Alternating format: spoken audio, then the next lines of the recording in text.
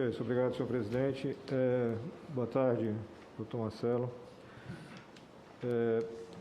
O senhor apresentou números inspiradores relativos à chegada de mais vacinas, né? Um volume de vacinas que se afigura como suficiente para impactar.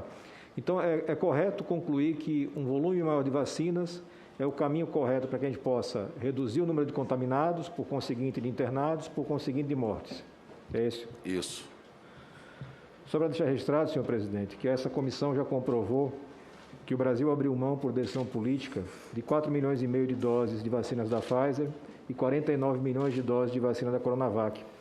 Estudos levantados por professores da área de epidemiologia apontam que são cerca de 100 mil mortes que poderiam ser evitadas e centenas de milhares de internações, se nós já tivéssemos o processo vacinal iniciado, com o volume e com a quantidade de vacinas que poderíamos ter adquirido e não adquirimos por escolha política e ideológica que não foi da sua gestão. Registre-se. O senhor falou bastante, senhor ministro, da questão da autonomia. E ninguém em sã consciência que ouviu sua fala aqui hoje, e também a sua fala anterior, duvida que o senhor é bem intencionado, bem formado tecnicamente e defende uma linha consciente de atuação no combate à pandemia. Ninguém pode colocar isso em dúvida. O senhor está de parabéns com relação a isso. Mas eu lhe pergunto, a doutora Mayra Pinheiro continua na sua equipe? Doutora Mayra Pinheiro continua na minha equipe, ela é secretária de Gestão do Trabalho e Educação de Saúde, ela trata sobre esse tema. Doutor Hélio Angotti continua na sua gestão? Doutor Hélio Angotti é o secretário de Ciência e Tecnologias e Insumos Estratégicos. Doutor Rafael Medeiros também continua na equipe? Doutor Rafael Câmara, secretário de Atenção Primária. E doutor Arnaldo Medeiros, da mesma forma, continua na equipe? Doutor Arnaldo Medeiros é o secretário de Vigilância em Saúde. Esses 4 profissionais que eu referi, senhor ministro, são contrários à política que o senhor defende.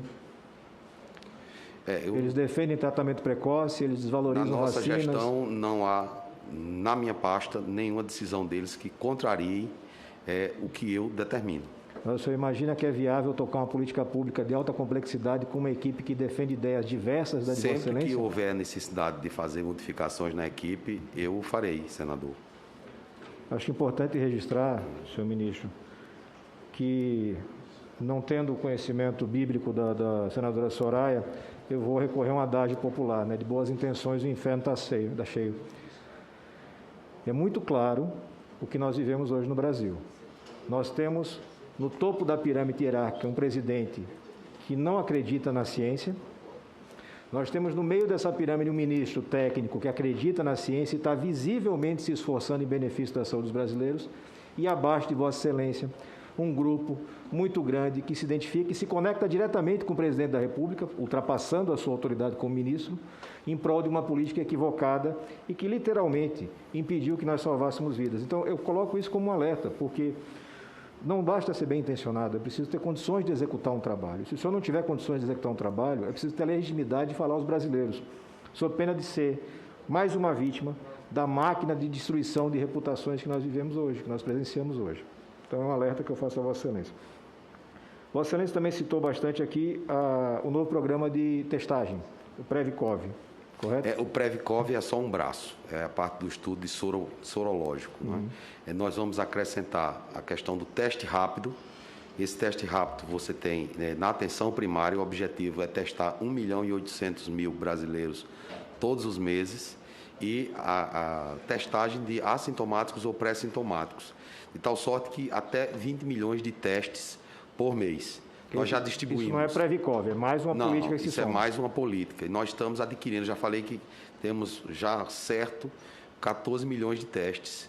Isso aí se soma a esforços de estados e municípios, porque estados e municípios já estão testando. Essa política já foi aprovada no CONAS e CONASEMS, né? E vamos colocar em prática no mais breve espaço de tempo possível. É uma política essencial. Em Sergipe foi viabilizada com emendas do meu mandato, por conta justamente da compreensão de que hoje nós temos os essencial. testes rápidos de antígeno. A Fundação Oswaldo Cruz, ela já produz também. Então, podemos ter a Fundação Oswaldo Cruz como uma das fornecedoras. Eu gostaria que o senhor me esclarecesse. O senhor conhece o EpiCovid, né? Que foi o inquérito epidemiológico feito pela Universidade Federal de Pelotas. Sim. O EpiCovid foi financiado, claro, com verba pública federal. Custou 12 milhões de reais. Testou 100 mil pessoas. O Previcov, que Vossa Excelência refere, vai custar 200 milhões de reais para testar 211 mil brasileiros. 200 milhões de reais para 211 mil brasileiros, 12 milhões de reais para 100 mil brasileiros. O senhor consegue explicar para a gente qual é a razão dessa diferença tão grande de valores? Assim, os detalhes técnicos do estudo eu não tenho aqui para passar para Vossa Excelência, mas tem outros aspectos que são testados aí no Previcov, né? A questão de vigilância genômica, tem uma série de outras peculiaridades. Que multiplicam por 10 o custo dessa atividade. Que aumenta o custo, né? Do estudo. Mas essa questão pode ser passada aqui para o Senado. Nós vamos solicitar, da Saúde está à disposição. Chama atenção descontinuar o estudo. É um estudo realizado em parceria com a Fundação Oswaldo Cruz, uma instituição de grande credibilidade de todos nós, é um patrimônio dos brasileiros. Não, sem dúvida, mas com contratação de laboratório privado e contratação de call center privado. Eu vou passar esses detalhes para Vossa Excelência. Perfeito. Por fim, senhor presidente, senhor relator, senhor ministro, aproveitar esse tempo, graças a Deus ele continua econômico nas palavras, para referir 2 pontos que nos parecem importantes. As ameaças, os constrangimentos, o assassinato de reputação que sofre cada brasileiro que se disponha de alguma forma técnica séria se opor à política homicida da saúde pública brasileira. Eu posso falar agora diretamente do caso da doutora Luana Araújo, que prestou depoimento sentada na cadeira onde o senhor está e que vem sendo atacada, ofendida, ameaçada, como é praxe de uma atuação miliciana nas redes sociais e na vida real. Isso é fato.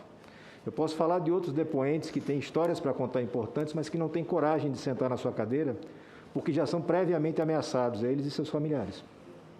Essa é a realidade que nós vivemos hoje no Brasil.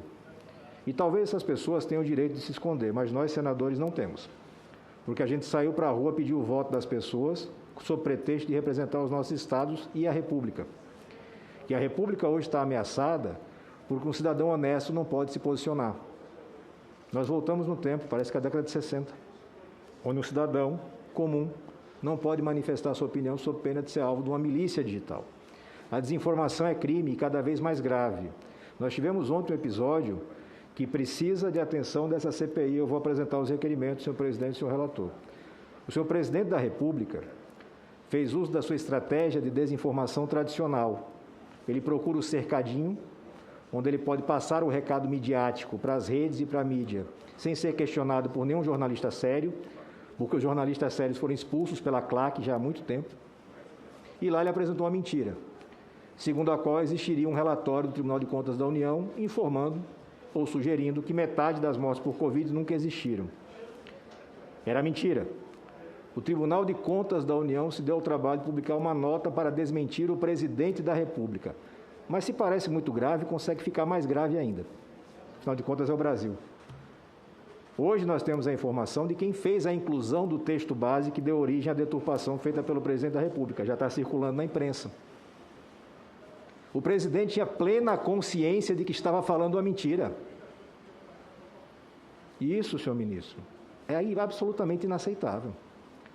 Porque em qualquer política pública séria, se o líder da nação não se engaja, o senhor pode morrer trabalhando.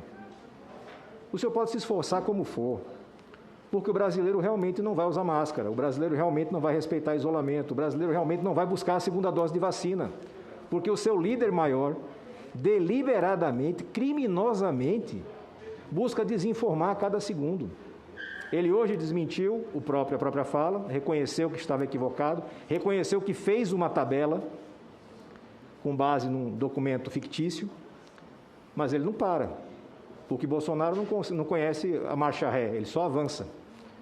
Ele disse que continuava achando os dados falsos por conta de mentiras dos governadores. E aqui um senador, não vou me recordar qual, perguntou a Vossa Excelência se existia alguma dúvida com relação ao número de mortos.